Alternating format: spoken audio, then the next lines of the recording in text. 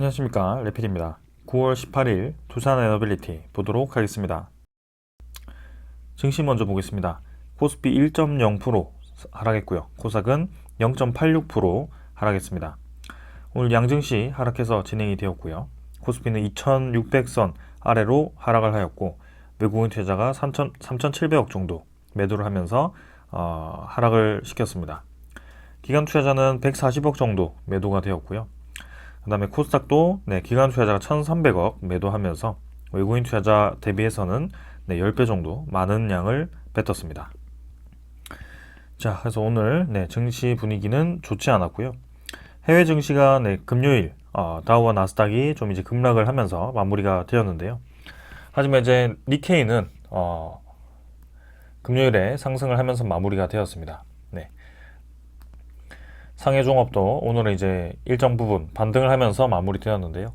우리나라 증시는 조금 이제 각각 외국인 투자자와 기관 투자자에 대한 매도 물량으로 좀 이제 조정을 받는 그런 모습이 나왔습니다.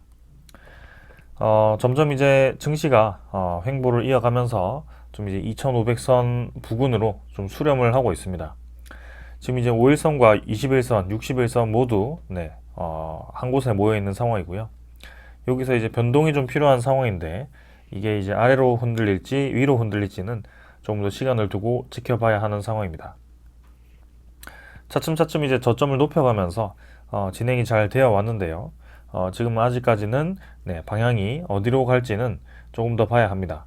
그러나 추세상으로는 조금 더 이제 상승해서 2600 후반으로 진입을 하는 것이 맞다라고 보여지는데, 완곡하게 이제 증시가 다시 올라가는 분위기로 진행이 될지, 혹은 이번에 그런 인플레이션 지표가 다시 조금 높게 나오면서 추가적인 금리 인상이 현실화가 될지, 그런 것들을 좀 살펴볼 필요가 있겠습니다. 자, 그래서 증시는 아직까지는 완벽하게 반등하는 추세다라고 보기는 어렵고요. 조금씩 올라가고 있긴 하지만 횡보를 조금 더 할 수도 있다. 증시에 대한 분위기에 따라 좀 이제 그런 변수가 있다라는 것을 이해를 하시면 되겠습니다. 월봉은 양봉으로 시작하고 있지만 9월달이 어떻게 마무리될지는 조금 더 보겠습니다. 자, 9월 14, 15일 잘 마무리되었는데, 기관 투자자는 오늘 큰 매수 없이 진행이 되었습니다. 외국인 투자자는 9월 15일 매수를 했지만 18일에 또 이렇게 오늘 많은 매도가 나왔고요. 최근에 계속해서 외국인 투자자의 매도 물량이 이렇게 주기적으로 나와주는 모습이 보여집니다. 그래서 옵션 만기가 끝났음에도 불구하고 외국인 투자자에 대한 포지션이 이 코스피를 매도하는데 좀 집중되고 있다라고 보여지고요. 이 매도 물량이 이번 주 그리고 이번 달에 지속적으로 또 이어질 것인지를 한번 지켜볼 필요가 있겠습니다. 자, 그 다음에 이제 뭐 기관 투자자는 아까 봤고, 코스닥도 마찬가지입니다. 지금 이제 900포인트 아래로 떨어지면서 코스닥 지표 추가적인 하락을 하였고요. 쌍바닥 부근까지 지금 이제 주가가 좀 하락을 한 상황입니다. 여기서 추가로 하락을 하면서 점점 이제 계단식으로 떨어질지는 봐야 하겠지만, 수급을 보았을 때 기관 투자자도 지금 이제 매도로 1,300억 정도로 매도를 하면서 전환이 되었고요. 외국인 투자자는 130억 정도 매도를 하면서 좀 최근 매도 이 추세를 계속 이어가고 있습니다. 전반적으로 지금 외국인 투자자가 우리나라 증시에서 좀 이탈을 하고 있다라고 보여지고요. 코스피든 코스닥이든 아직까지는 좀 이제 변동성이 크게 움직여주고 있습니다. 환율 같은 경우도 오늘은 뭐 주가가 하락을 했지만 환율도 같이 하락을 하는 모습이었고요. 1326원으로 5원 정도 하락해서 진행이 되었습니다.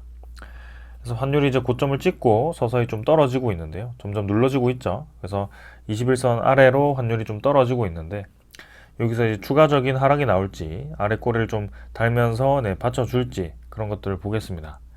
그러나 우리의 예상대로라면 환율이 이제 계속 떨어지는 방향으로 가야겠지만, 아직 아까도 말씀드렸다시피 지금 최근에 인플레이션 지표가 에너지 가격 급등으로 인해서 일시적으로 또 올라갔습니다. 거기에 대해서 이제 FOMC가 어떤 반응을 보일지, 그리고 그 정책에 대해서 이 환율과 그런 금리 정책이 어떻게 될지 그런 것들을 볼 필요가 있겠습니다. 자, 그래서 환율도 천천히 이제 시간을 두고 좀 봐야 되겠고요. 지수 선물 같은 경우는 미국 증시 상승으로 진행되고 있지만 크게 거의 뭐 보합 수준이죠. 네, 큰 움직임이 없습니다. 유럽 증시가 오히려 좀 하락을 하면서 0.7% 정도 하락을 하고 있고요. 지금 이제 증시 분위기가 조금 이제 다시 꺾이고 있습니다. 좋은 분위기로 확실하게 전환이 되어서 계속 올라가기보다는 계속 시장에 대한 지표에 따라서 좀 이제 급락, 급등을 반복하고 있기 때문에 개인 투자자 입장에서는 사실 이 시장을 맞추기가 굉장히 어렵고 네, 투자를 따라가기도 힘든 네, 그런 시장이 계속 이어지고 있습니다. 그래서 올해 지금 9월 달까지 계속 이제 시장이 좋지 않았는데 아직까지도 그렇다 할 네, 그런 시장 상승세를 맛보지는 못하고 있습니다. 그래서 이런 하락 이후에 상승이 나오기까지 사이클이 굉장히 길게 느껴질 수 있겠지만 충분히 지금 우리는 오래 기다려왔고 네, 조금 더 기다리면 네, 그런 시장이 찾아올 수 있다는 것을 여러 번 말씀을 드렸습니다. 지금은 우리가 뭐 가볍게 네, 이렇게 들어갔다 빠졌다가를 반복하기보다는 결국에 주식 투자를 계속 한다면 오히려 지금이 매수를 계속 이어나갈 수 있는 기회다라고 볼 수가 있고요. 네. 조금 시간을 두면서 네, 돈이 내가 들어가 있어서 큰 수익을 오랫동안 보지 못했다고 하더라도 결국에는 수익을 볼 수 있는 때는 정해져 있다는 것을 좀 이해를 해주셨으면 좋겠습니다. 원자재 가격은 국제유가 90.6달러로 진행 중이고요. 천연가스는 2.6달러, 2.66달러로 진행 중입니다. 마찬가지로 뭐 계속 같은 구간 네, 횡보를 하고 있고 국제유가는 꾸준히 우상향을 좀 하고 있습니다. 그래서 이 원자재 가격이 계속 올라가는지 네, 지켜보겠습니다. 채권금리는 미국 10년물 국채금리 4.33% 정도로 진행 중이고요. 고점을 계속 치고 있습니다. 네, 더 올라갈지가 이제 문제인데요. 여기서 이제 고점을 뚫었기 때문에 추가적인 상승이 충분히 더 나올 수 있다고 보여집니다. 그러나 그 상승세가 이제 장기적으로 계속 올라갈 것인지 네, 적절하게 이제 고점을 찍고 떨어질 것인지는 분명히 이제 우리 생각으로는 고점을 찍고 떨어져야 하는 것이 맞죠. 근데 그 고점이 단기간에 어디까지 치솟을지는 조금 네, 지켜봐야 하는 상황입니다. 그래서 이런 국채 시장이 금리가 계속 올라간다는 것은 그리 네, 좋은 신호는 아닙니다. 네, 어떻게 보면 이제 미국 10년물 국채 금리가 올라간다는 것은 미국 10년물 국채 가격이 떨어진다라고 볼 수가 있고요. 국채 가격이 떨어진다는 것은 사실상 미국이 10년 뒤에 크게 메리트가 없다라고 보고 이제 국채를 매도를 하거나 네, 아니면 단기간에 국채 가격을 떨어뜨리기 위한 공매도를 했거나 뭐 그런 정도가 있겠습니다. 그러나 이게 일시적인 상승이 아니라 계속 이 금리가 올라간다면 네, 조금은 이 시장에 대한 분위기를 좋지 않게 바라보는 투자자들이 많다라고도 이해를 할 수가 있습니다. 네, 그래서 그런 것들 일단 계속 네, 지켜보겠습니다. 저도 이 정도로 네, 증시 분위기 살펴보았고요. 오늘 뭐 특별한 사항은 없었고 계속 이런 시장에 대한 변동성이 이어지고 있다라고 말씀을 드리고 싶고요. 이 원자재 가격이라든지 인플레이션 지표가 아직까지는 완벽하게 안정화되지는 않았다. 그래서 좀 더 시간을 두고 지켜봐야 될 것 같고 올해 연말까지도 사실은 금리 인하가 나오지 않을 수 있다라고 네, 보여지고 내년에는 이제 금리 인하가 시작될 텐데 그때까지 네, 시간이 좀 필요해 보인다라고 정리를 하겠습니다. 저는 이 정도로 하고 마무리하고요. 종목으로 넘어가겠습니다. 두산 에너빌리티 보겠습니다. 150원 하락해서 0.87% 하락했고요. 17,020원으로 마무리되었습니다. 자, 두산 에너빌리티 오늘 상승으로 시작되었다가 장 후반으로 갈수록 밀리면서 진행이 되었고요. 아무래도 코스피 지표가 오늘 분위기가 좋지 않았습니다. 시작부터 끝까지 밀리면서 진행이 되어서 네, 두산 에너빌리티도 같이 좀 이제 주가가 떨어지면서 진행이 되었던 것 같습니다. 시간의 거래는 뭐 평소보다 더 없었습니다. 이제는 뭐 10분 거래가 130주가 나올 만큼 거의 거래가 없었다라고 봐도 무방하고요. 네. 17,020원으로 동일하게 마무리되었고 사실상 오늘 뭐 좀 하락을 했더라도 크게 별로 의미 없는 네, 그런 가격대다. 그런 거래량이었다라고 말씀을 드리겠습니다. 자, 1거래는 네, 210만 주로 네, 거래가 되었고요. 최근 대비해서는 가장 낮은 거래량이 네, 이제 8월 21일자였죠. 그 뒤로 지금 이제 거래량이 계속 네, 왔다 갔다 하고 있습니다. 그래서 고점을 한번 찍고 이렇게 다시 쭉 거래량을 떨어뜨리면서 그 최저 거래량을 다시 도달을 했고요. 여기서는 이제 딱히 두산 에너빌리티를 거래할 만한 움직임이 없다라는 뜻입니다. 그래서 이 거래량을 죽인 채로 얼마나 이제 더 횡보를 할지 모르겠지만 조만간 거래가 늘어나면서 움직여줘야지만 두산 에너빌리티가 거래가 이루어진다라고 볼 수가 있고요. 그건 이제 시간을 좀 두고 지켜볼 필요가 있겠습니다. 장에 대한 분위기가 조금 전반적으로 좋지 않다 보니까 그런 분위기 개선도 좀 필요할 것 같고요. 일단 두산 에너빌리티만 본다면 거래량을 점진적으로 줄이면서 이제 거래량을 다시 늘릴 만한 타이밍을 가져오고 있다라고 보여집니다. 점진적으로 줄이면서 쭉 주가가 떨어진 것이 아니라 주가를 떨어뜨렸다가 올렸다가를 반복하면서 결국에는 세기형으로 주가를 모아주고 있다라고 보여지고요. 5일선과 21선, 그리고 61선, 121선이 모두 한 곳에 모이는 수렴 패턴이 지금 완성이 되었습니다. 조만간 이제 이 수렴 패턴에서는 이렇게 음봉이 하나가 쭉 떨어지면서 거래량이 증가할 것인지 아니면 양봉이 이렇게 나오면서 위로 한번 치고 나갈 것인지 그런 것들을 좀 봐야 할 것 같은데요. 항상 이런 수렴 구간을 만들었을 때 이때까지는 좀 하락하는 방향으로 조금 더 힘을 주었던 것 같습니다. 그러나 이제는 이렇게 장기 이평선도 위로 향하기 시작했고요. 장기 이평선 위에서 주가가 놀고 있는 만큼 장기적인 추세 전환이 이루어졌다라고 우리가 평가를 충분히 할 수가 있습니다. 그래서 두산 에너빌리티가 이제는 좀 이제 치고 나가야 하는 타이밍이다라고 저는 보여지고요. 그 타이밍에 맞게 이 음구름을 좀 돌파를 해주면서 아래로 위로 좀 치고 나가주기를 기다려 보겠습니다. 그래서 사실 뭐 차트는 더 이상 볼 건 없고요. 계속해서 이 구간을 횡보를 하고 있다라고 보시면 되겠습니다. 투자 수급은 기관 투자자 89,000주 매도를 했고요. 외국인 투자자는 19만 주 정도를 매도했습니다. 뭐 크게 많은 양 매도 없었습니다. 기관 투자자도 금융 투자 위주로 12만 주 정도 매도가 나왔고요. 이 15일, 16일, 14일 바짝 이제 매수했던 물량을 또 이제 이탈시키면서 차익 실현을 하는 모습입니다. 그래서 금융 투자에 대한 수급은 사실 금방 들어왔다가 금방 나가기 때문에 크게 뭐 주목할 필요는 없을 것 같고, 보험은 23,000주 매수, 투신이 13,000주 매수, 그리고 연기금 투자자는 4,000주 정도를 매수하면서 일단은 매수를 계속 이어가고 있습니다.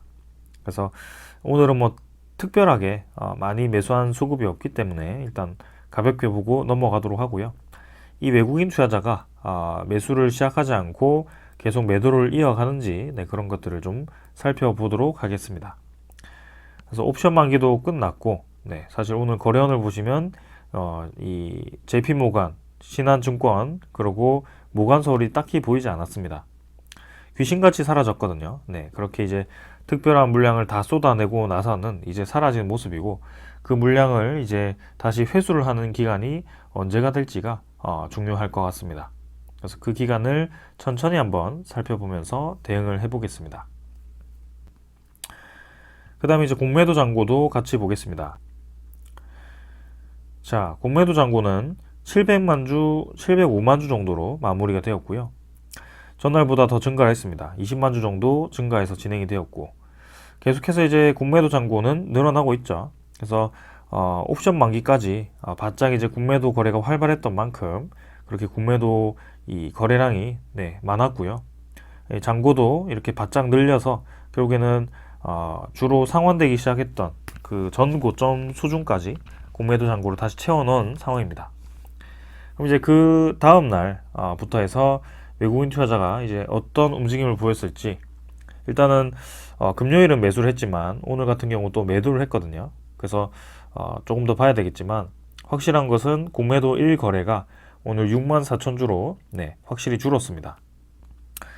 전체 거래량이 210만 주로 적긴 했지만 전체 거래량 대비해서 공매도 비중은 한 3% 수준으로 확실히 이전보다 공매도 비중이 많이 줄었다라고 볼 수가 있고요. 공매도가 관여하는 그런 비중이 줄었다라는 것은 공매도 거래가 특별히 없었다. 그리고 공매도 세력이 이제는 공매도를 늘리는 쪽이 아니라 상환하는 쪽으로 움직일 가능성이 있다. 이렇게 이해를 해도 될 것 같습니다. 그래서 계속해서 주목을 해서 지켜보겠습니다. 자, 그 다음은 신용 대차 잔고고요. 대차 잔고는 15일에 조금 이제 상환되어서 10만 주 정도 상환되었었는데, 오늘은 체결이 9만 7천 주, 상환이 76만 주로 한 70만 주 가까이 또 이제 상환이 되었습니다. 대차 잔고가 2,119만 주 정도로 진행이 되었고, 네, 전전날과 거의 유사하게 네, 대차 잔고가 형성이 되었습니다. 잔고가 이제 늘어가지고 한 2,100만 주, 200만 주 정도 수준으로 네, 진행 중이네요. 그래서 이 잔고도 공매도 잔고와 대차 잔고가 같이 네, 좀 움직여 주는지, 네, 같이 줄어드는 방향으로 진행되는지 그런 것들을 살펴보겠습니다. 공매도 잔고는 이제 공매도 거래량은 3% 수준으로 진행이 되었고요. 공매도 이 비율이 점점 이제 줄어가지고 네, 3%까지 다시 줄었습니다. 여기서 추가적으로 더 줄어드는지 아니면은 다시 늘어나는지 그런 것들 주목해 보겠습니다. 외국인 투자자는 이제 추정 물량이 18만 주 매도였는데요. 오늘 26만 주까지 매도를 하면서 전날 매수했던 것을 또 그대로 뱉어내는 모습이었고요. 13.23%까지 외국인 보유율은 감소를 했습니다. 결국에는 13.8%에서부터 쭉 감소해가지고 0.6%까지 줄인 상황이고, 제가 이제 1% 정도까지 지분을 움직이면서 왔다 갔다 한다라고 말씀을 드렸는데요. 만약에 그렇게까지 진행을 한다라고 했을 때는 한 0.4% 정도를 더 이탈을 시킬 수도 있습니다. 그래서 그런 것들 일단 주목을 해서 계속 지켜보겠습니다. 그러나 이제 주로 공매도를 활용하는 그 세력이 오늘은 보이지 않았다는 점. 그래서 오늘만 잠깐 이제 들어갔던 것인지 혹은 내일 다시 나오는지 그런 것들 볼 겁니다. 일단 금요일까지도 모간서울과 신한증권은 보였었고요. 반대로 이제 JP모건은 매수로 보였는데 이번 주는 어떻게 또 거래를 이어가는지 한번 주목해 보겠습니다. 자, 그래서 오늘 이 정도로 기술적인 부분들 확인을 했고요. 확실히 우리나라에 대한 그런 에너지 종목들과 미국에 대한 에너지 종목들이 조금 딥커플링 되어서 움직인다라고 보여집니다. 최근에 이제 이 원자력 테마가 상당히 이제 미국 증시에서는 인기가 많습니다. 좀 많이 올라가고 있는데요. 꾸준히 올라간 종목들 중에 특히 이 카메코라는 종목을 주목해 볼 필요가 있겠습니다. 카메코는 이 캐나다 기업이고요. 우라늄과 관련된 기업입니다. 근데 웨스팅하우스의 최대 주주 다음에 이제 2대 주주죠. 그래서 지분이 1% 차이로 거의 2대 주주라고 보시면 됩니다. 1대 주주는 브룩필드 쪽이고요. 사모펀드 쪽이죠. 아무튼 둘 다 이제 캐나다계 기업인데 사모펀드이기도 하고, 일단 카메코가 이렇게 이제 1년 동안 주가를 살펴보면 계속 우상향을 하고 있습니다. 특히 최근 올해 3월부터 해서는 꾸준히 주가가 야금야금 올라가고 있고요. 이 카메코 이외에도 우라늄 에너지라든지 그런 이 관련 테마들이 같이 올라가고 있다라고 보여집니다. 근데 이제 우리나라는 거기에 대한 이 움직임과는 조금 별개로 계속해서 횡보를 하거나 조금 이제 움츠려 있는 모습인데요.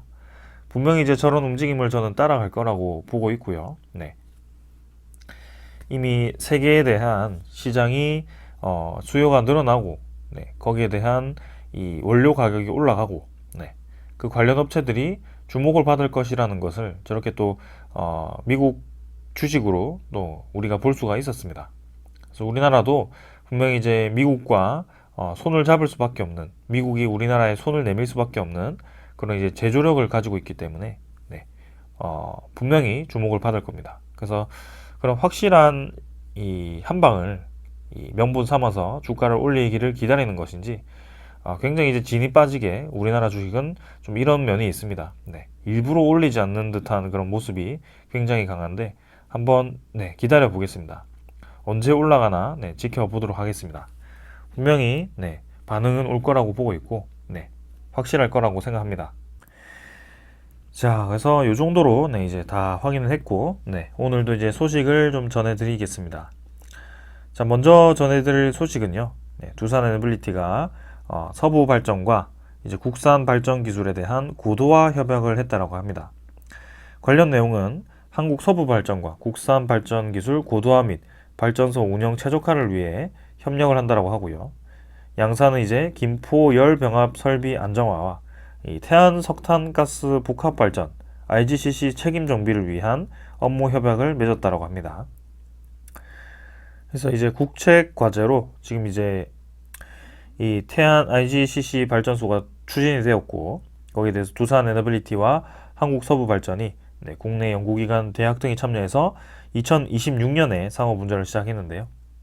이제 여기에 대해서도 그런 정비를 위한 협약을 하였고, 최근에 이제 김포 열병합발전소가 이제 올해 7월에 상호 분전에 들어갔습니다. 270메가와트급 대형 가스터빈 계약을 체결을 했고요. 지금 큰 문제 없이 잘 돌아가는 것 같거든요. 아직은 소식이 없고요. 그런 상호 분전에 들어갔기 때문에 이제 성공적으로 이제 검증이 끝나고 나면은 이제 이 제2의 가스터빈 수주와 제3의 가스터빈 수주가 계속 줄줄이 나올 것으로 보여집니다.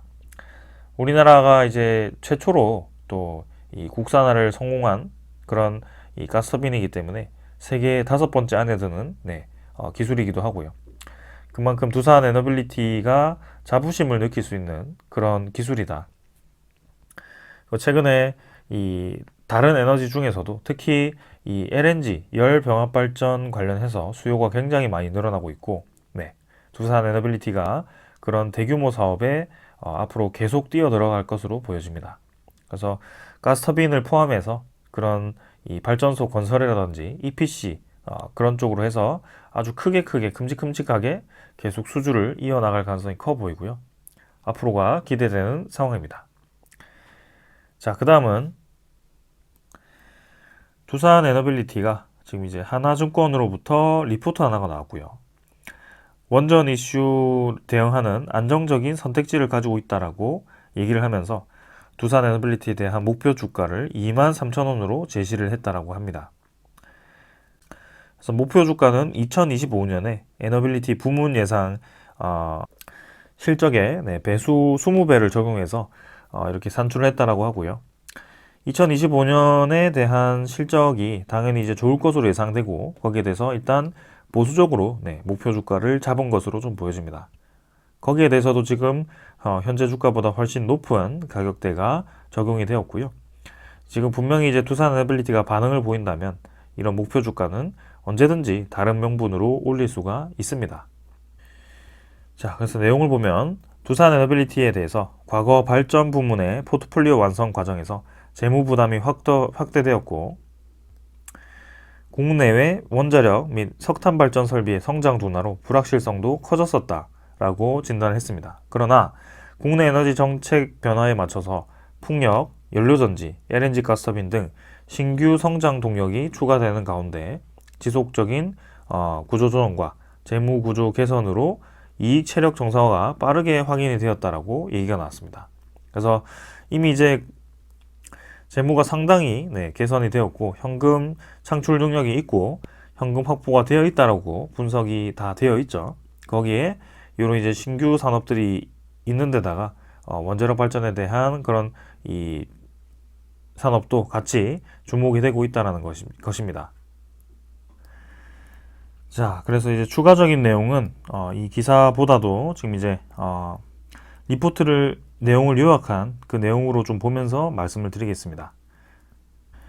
그래서 2023년 연간 매출액은 전년 대비 18.7% 증가한 18.3조 원 정도로 예상이 되고요. 거의 20조에 육박합니다.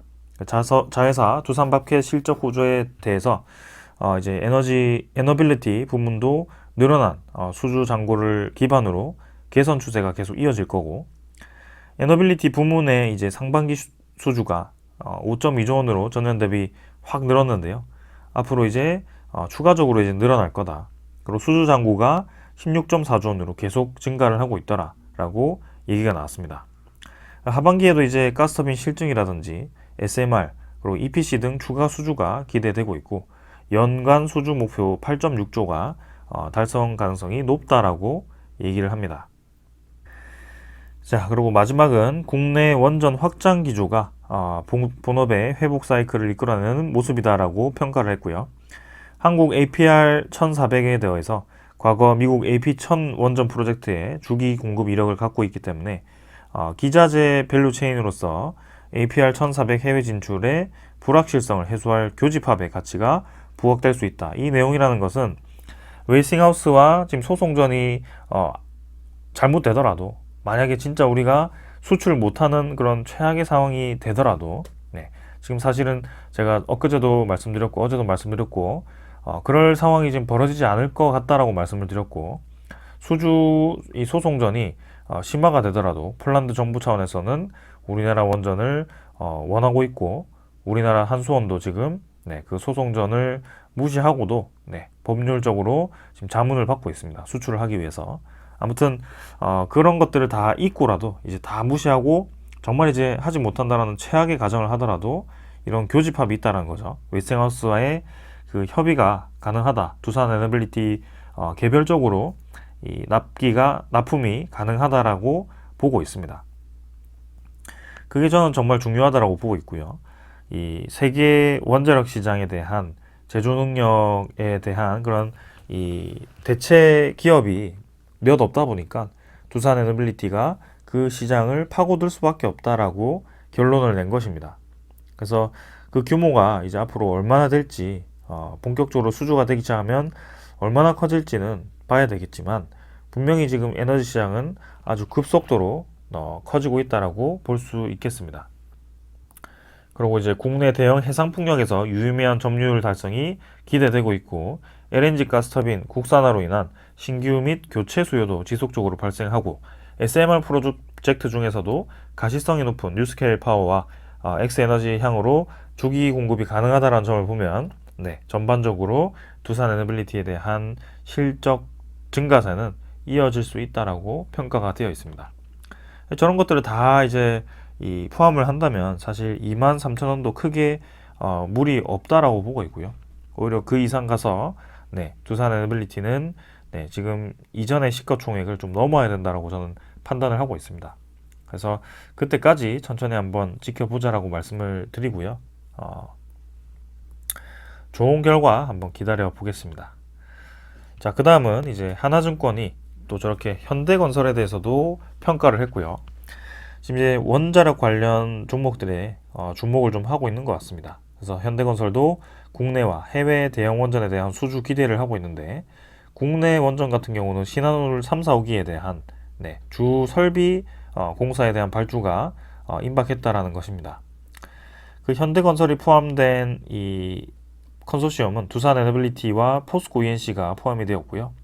현대건설이 55%에 대한 지분, 두산 에너빌리티가 35%에 대한 지분을 가지고 있기 때문에 현대건설이 수주를 하게 되면 두산 에너빌리티도 약 1조 원에 가까운 아주 큰 수주를 할 가능성이 높아 보입니다.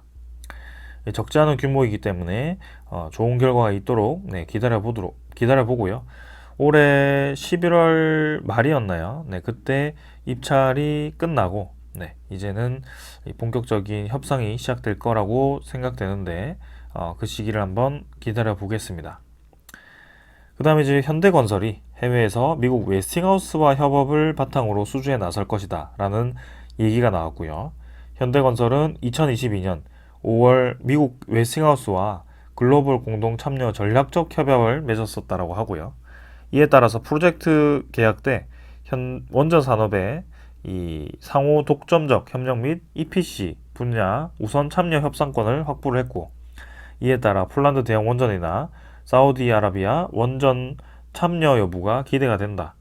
구체적인 이 프로젝트명까지 나오면서 이 현대건설이 웨스팅하우스와 협력할 가능성이 높아 보인다라고 이렇게 분석이 되어 있습니다.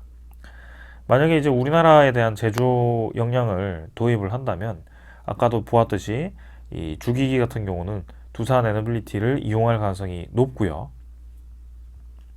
그리고 이 주 설비 공사 있죠. 이집트 건도 사실 현대건설과 두산 에너빌리티가 각각 지분을 가지고 투자를 했었습니다. 그러나 현대건설이 이제 빠진 상황이었는데요. 두산 에너빌리티만 지금 들어가 있고, 이번에 신한울 3, 4호기도 현대건설과 두산 에너빌리티가 같이 들어갑니다. 그러면 이 폴란드 원전이나 뭐 그렇게 이제 들어갈 경우에는 또 이제 두산 에너빌리티와 컨소시엄을 구성해서 들어갈 가능성도 충분히 있다라고 보여지고요. 건설사 하나가 이 많은 원전에 대해서 한 번에 다 건설하기 힘들기 때문에 건설사끼리 저렇게 컨소시엄을 구성해서 진출할 가능성이 높아 보입니다. 자, 그래서 앞으로 좋은 이 소식이 기다려지고요. 조금 더 지켜보겠습니다.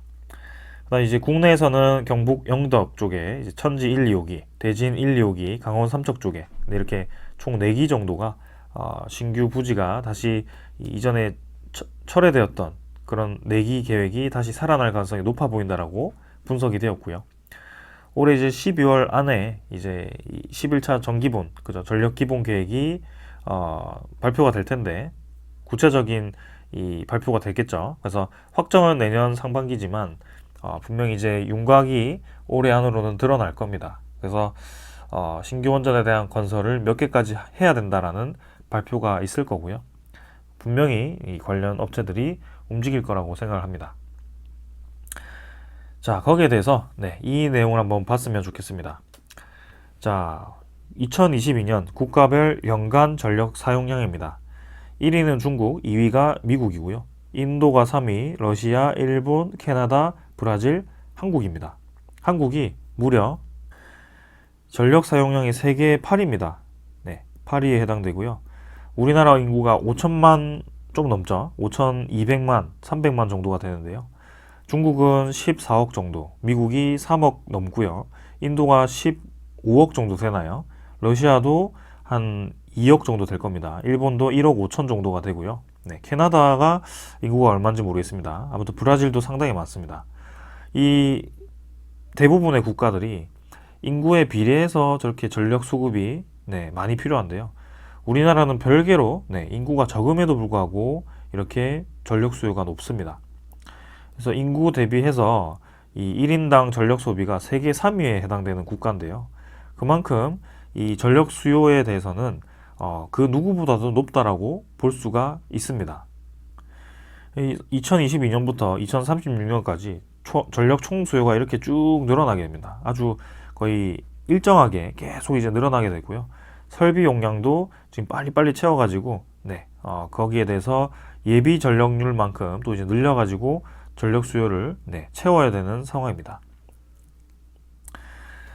그래서 많은 이 전력 수요가 필요하다. 거기에 대해서 많은 플랜트들이 건설이 돼야 된다라고 이 얘기가 나오고 있고 분석이 되어 있습니다. 근데 우리나라 같은 경우는 뭐가 많니 하면서 뭐 원전이 많니, 태양광이 많니, 뭐 해상풍력이 많니 이렇게 하면서 계속 싸우기만 하는 것 같아요. 근데 지금은 그럴 때가 아니라고 보고 있고요. 전 세계적으로 해상풍력을 많이 지었던 국가들도 원자력을 검토를 하기도 하고요. 원자력을 많이 지었던 국가들도 신재생 에너지를 다시 늘리고 있습니다. 그래서 어떤 쪽으로 지금 극단적으로 움직이는 국가는 사실 몇 없거든요. 독일, 사실 독일을 제외하고는 거의 없다라고 보고 있습니다. 그래서 많은 에너지원들이 좀 조화롭게 이루어져서 우리의 전력 수급을 좀 안정적으로 공급할 수 있는 시스템을 만들어야 된다라고 보고 있고요.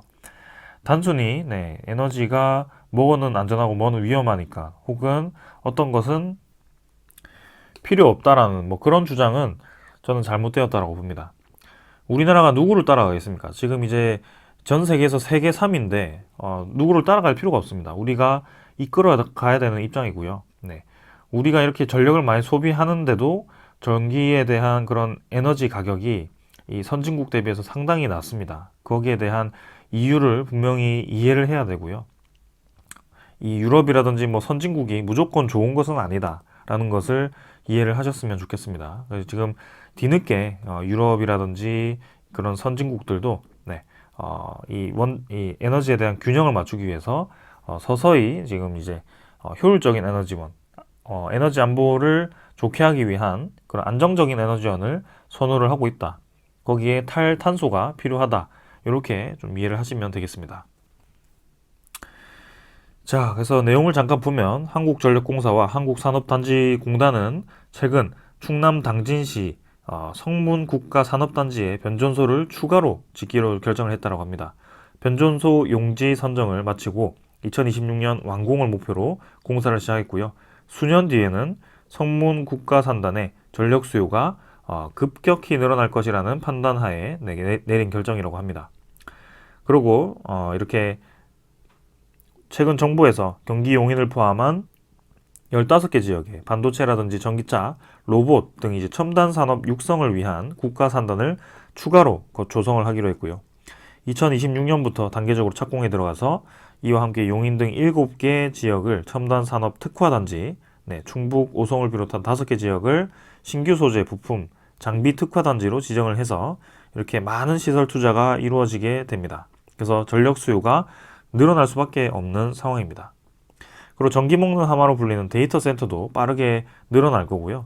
우리나라가 또 이제 이 IT 강국이기 때문에 당연히 이제 AI라든지 그런 모든 데이터들을 처리하기 위해서는 데이터를 저장하기도 해야 되고 데이터를 빠르게 처리하기 위한 그런 이 CPU 많은 이제 회로들이 필요하게 됩니다. 그 이제 데이터 센터로 이제 모아가지고 처리를 하게 되는데 그런 것들이 많이 필요하다라는 것이죠. 지난해 9월 기준 147개였던 국내 데이터 센터 수가 2029년에는 무려 637개까지 늘어나면서 거의 이제 5배 가까이 늘어나게 됩니다. 그래서 소비 전력이 41기가와트입니다. 데이터 센터만 해도. 그래서 41기가와트면 신형 원전에 대한 39분에 해당하는 막대한 규모라고 볼 수가 있고요. 현재 추가로 설립을 희망하는 데이터 센터까지 더하면 50기가와트까지 육박한다고 합니다. 자, 이 많은 에너지원을 모두 하나로, 그죠? 태양광 혹은 뭐 해상풍력 이 두 개로만 모두 해결하기에는 아주 많은 비용이 들 수밖에 없습니다. 지금까지 우리나라가 전기료가 굉장히 쌌던 이유를 한번 생각을 해봐야 되고요. 최근에 전기료가 왜 올라갔는지를 한번 생각을 해야 됩니다. 그리고 기존에 잘 돌리고 있는 그런 것들을 다 없애버리고 일방적으로 한 가지를 이제 계속 늘리기 시작한다면 분명히 이제 전기료는 올라갈 수밖에 없습니다. 근데 여러분들 이렇게 전기료가 급등을 했던 국가들은 지금 이제 경제 성장률이 굉장히 떨어집니다. 왜냐하면 전기료도 높고 그렇게 이제 법인세도 높은 국가들은 기업들이 투자를 하지 않습니다. 기업들은 싸고 지원을 많이 받는 쪽으로 이동을 하게 되거든요. 근데 우리나라를 계속 그렇게 이제 전기료가 비싸게 만들어지고 그렇게 법인세도 많이 때리고 기업이 투자를 하지 못하게 막는다면 우리나라에서 다 빠져나갈 겁니다. 그래서 그런 것들과는 좀 이제 진행되면 안 되겠죠. 그렇게 조금은 합리적으로 생각할 필요가 있다고 보고 있고 이런 전력 수요가 증가하는 것들 이런 것들은 지금 이제 이 전반적인 에너지원 모두에게 투자할 필요가 있다라고 보여지고 그 모든 에너지원을 두산에너빌리티가 다룰 수 있다라는 것이 우리의 의의입니다. 이 두산에너빌리티를 투자하고 있는 의의, 그죠? 그래서 자, 이 시장은 지금 변함없이 달리고 있는데 주가만 변함없이 달리고 있습니다. 그러나 지금 이제 관련 테마들이 지금 이미 미국 쪽에서는 움직이기 시작했다라는 점, 곧 우리나라도 한번 움직임을 줄 것 같다라는 점, 이런 증권 리포트들이 하나 둘씩 서서히 나오면서 두산에너빌리티에 대한 목표가가 이제는 2만 원 아래로 있는 것이 보이지 않습니다. 결국에는 올라갈 거라고 보고 있고, 올해 9월 이제 지나면 10월, 11월, 12월 3개월밖에 남지 않습니다. 그래서 3개월 뭐 잘 참아도 큰 문제 없잖아요. 지금 굳이 이 잘 들어있는 거 빼가지고 3개월 동안 뭐 다른 데 투자해서 큰 돈을 벌겠다. 그건 저는 쉽지 않다라고 봅니다. 왜냐하면 코스피가 그 3개월 만에 급등을 할 리가 없다라고 보고 있고요. 적어도 이제 내년까지는 가야 된다라고 보고 있고 이왕 이렇게 투자한 김에 한번 끝까지 인내심을 가지고 지켜보시는 것도 좋을 거라고 보고 있습니다. 만약에 지금 시장이 좋지 않고 시장이 두산에너빌리티와 반대로 흘러가고 있고 에너지가 크게 필요 없다. 이제 모두가 잘 살고 에너지가 더 발전 플랜트를 짓지 않아도 충분히 우리가 먹고 살만하다. 이렇다고 한다면 제가 이 종목을 추천할 이유는 없습니다. 추천이라기보다 투자할 이유도 없죠. 그래서 지금 제가 투자하는 이유를 이때까지 계속 설명을 드렸고 지금 몇 년간 이렇게 이어오고 있지만 앞으로는 확실히 그 방향으로 갈 거라고 생각을 합니다. 자, 여기까지 하고 마무리하고요. 이번 주도 한번 힘을 내서 한번 지켜보도록 합시다. 감사합니다.